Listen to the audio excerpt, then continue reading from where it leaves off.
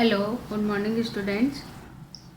देखो, आज मैं आपका 7th चैप्टर है उसका रिवीजन स्टार्ट करा रही हूँ और ये है रबी की फसलों के रोग, डिजीज ऑफ रबी क्रॉप्स। अब देखो, यहाँ पे इसको कराने से पहले अपन कोई डिजीज चालू करें उससे पहले मैं आपको थोड़ा सा आज केवल एक चीज कराऊंगी कि ये इसमें आपके वीट की है डिजीज और गेहूं की, और इसमें जो है पक्सीनिया, ये एक बहुत इंपॉर्टेंट फंगस है। और इससे ज़्यादा इम्पॉर्टेंट है कि इसमें डिफरेंट टाइप के स्पोर्स होते हैं, डिफरेंट टाइप के बीजाणु होते हैं। तो पहले आज मैं आपको थोड़ा सा इसके 5 टाइप्स ऑफ स्पोर्स बता दूं, फिर उसके बाद में अपन एक एक डिजीज इसकी स्टार्ट करेंगे। अब देखो, सबसे पहली बात तो क्या है कि ये जो फंगस है पक्सीनिया, इसमें पक्सीनिया में 5 तरह के स्पोर्स होते हैं, पहली बात।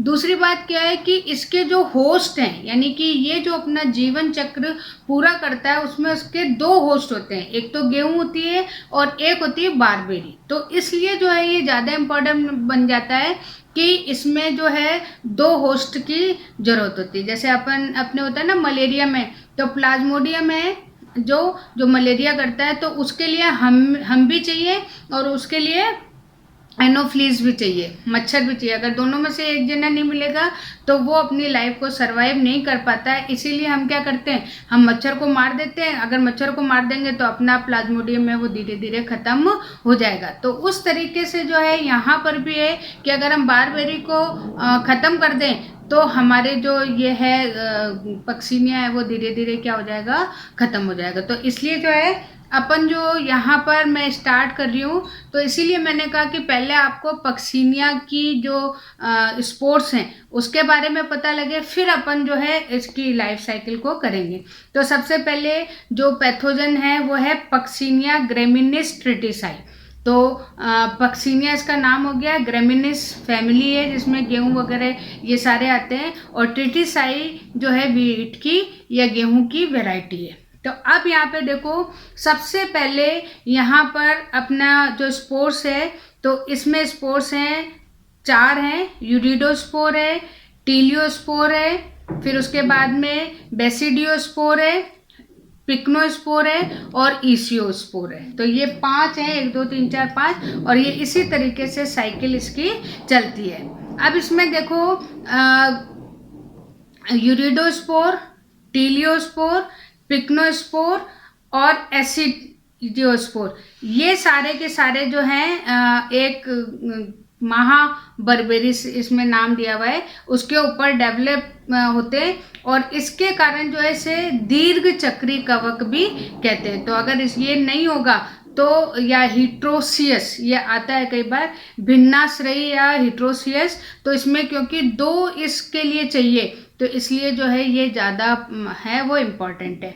अब अपन सबसे पहले कर रहे हैं यूरिडोस्पोर। आप इसका डायग्राम देखो, तो ये जो यूरिडोस्पोर हैं ये आप सबसे पहले हवा में मिलेंगे, और उसके बाद ये किसके ऊपर जाएंगे, ये जाएंगे वीट के ऊपर, गेहूं की पत्ती के ऊपर जाएंगे। और अगर इन स्पोर्स को देखें तो ये सबसे पहले यूनिसेलुलर है, एक कोशिकीय है। आकार अगर अपन देखते हैं तो गोल, अंडाकार, दीर्घाकार, इस तरीके का होगा।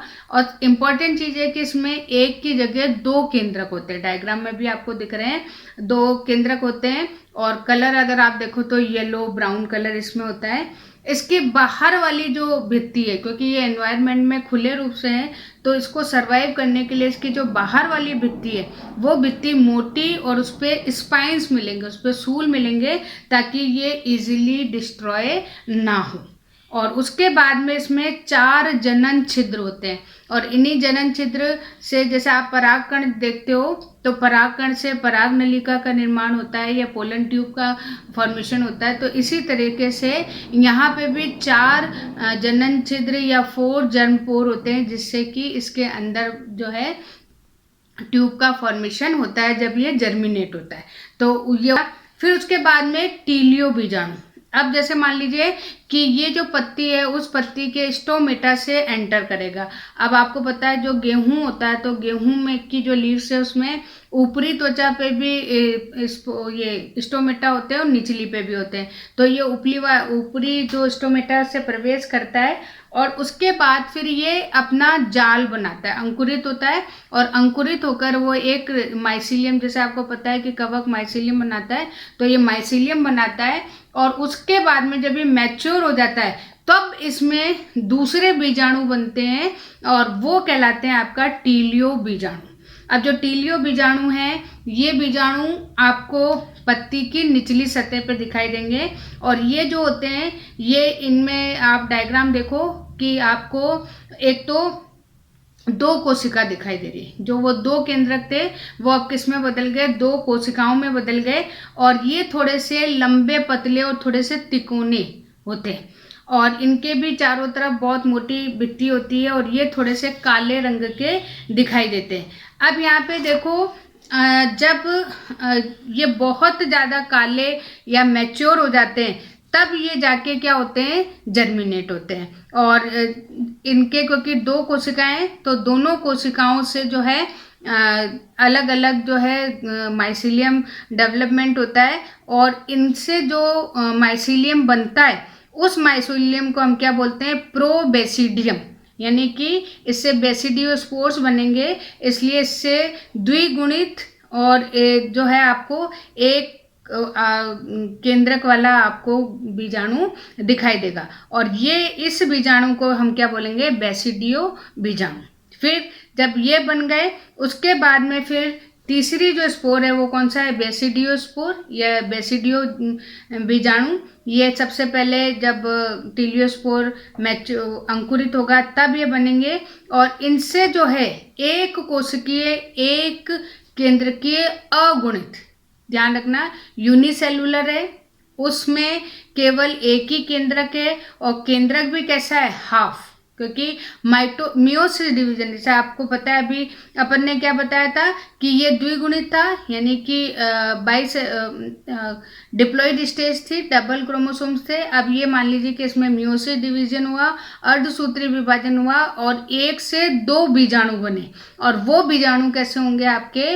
अगुणित। तो यहाँ पे अगुणित बनेंगे एक कोशिकीय और फिर उसके बाद में अब ये किस पे, अब क्योंकि हवा में निकल चुके हैं तो अब ये किस पे पहुंचेंगे, ये पहुंचेंगे बारबेरिस जो दूसरा प्लांट है उसके ऊपर ये पहुंचेंगे। अब यहाँ पर जब ये उसकी पत्ती के ऊपर पहुंचते हैं तो पत्ती में प्रवेश करने के बाद में इनसे एक मटके जैसी संरचना, तो यहाँ पे प्रवेश करेंगे और एक कवक जाल, पहले तो माइसीलियम बनाएंगे और माइसीलियम बनाने के बाद में 3 या 4 दिन बाद यहाँ पे पिकनिया बनते हैं। पिकनिया मतलब होते हैं घड़े जैसी संरचना होती है और इसके अंदर जो बीजाणु बनते हैं उन बीजाणु को हम क्या बोलते हैं, पिकनियो बीजाणु। और ये जो होते हैं पिकनियो बीजाणु ये होते हैं द्विकेंद्रकीय कवक जाल का निर्माण करते हैं, यानी कि जैसे जब अपन ने कवक स्टार्टिंग में करा था तो उसमें माइसीलियम था, तो जो माइसीलियम है उसकी एक कोशिका में 2 केंद्रक होंगे, तो इसका जो कवक जाल होगा तो जब आप बनाओगे तो उसकी एक कोशिका में 2 केंद्रक आप बनाओगे और इन्हीं 2 केंद्रकों से फिर अगले बीजाणु का निर्माण होगा।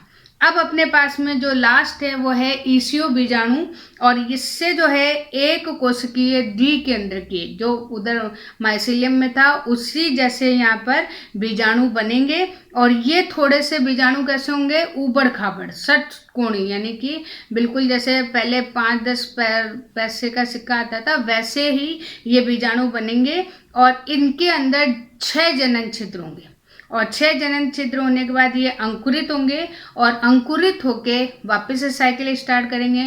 इनसे जो बीजाणु बनेंगे वो बीजाणु कौन से बनेंगे, यूरेडो बीजाणु। तो इस तरीके से जो है अपने पास में 5 प्रकार के बीजाणु आ गए, ये इम्पॉर्टेंट, ऐसे इम्पॉर्टेंट नहीं है, लेकिन कभी कभी 5 बीजाणुओं का एक साथ आ जाता है, तो आप तब आपको ये पक्सिनिया ग्रेमिनी की पूरी जीवन चक्र को बताना है। सबसे पहले यूरिडोस्पोर है, फिर टीलियोस्पोर है, फिर बेसिडियो है, फिर पिक्नो है, फिर ईसीओ है। तो इस तरीके से आप देखोगे कि इस तरीके से यहाँ पे जो पिक्नो वाला है वो बारबेरिस पे इन्फेक्शन करेगा, फिर उससे ईसीओ बनेगा, और ईसीओ फिर हवा में जो है यूरिडोस्पोर को छोड़ देगा, और ये यूरिडोस्पोर जो है गेहूं पर संक्रमण, कभी कभी क्वेश्चन भी आता है, तो यूरिडोस्पोर है वो जो है जीवाणु इस पे गेहूं पर संक्रमण करता है। तो इस तरीके से आज मैं आपको बस इतने इसीलिए करा रही हूँ ताकि आप इसको ढंग से कर सकें। Okay, thank you.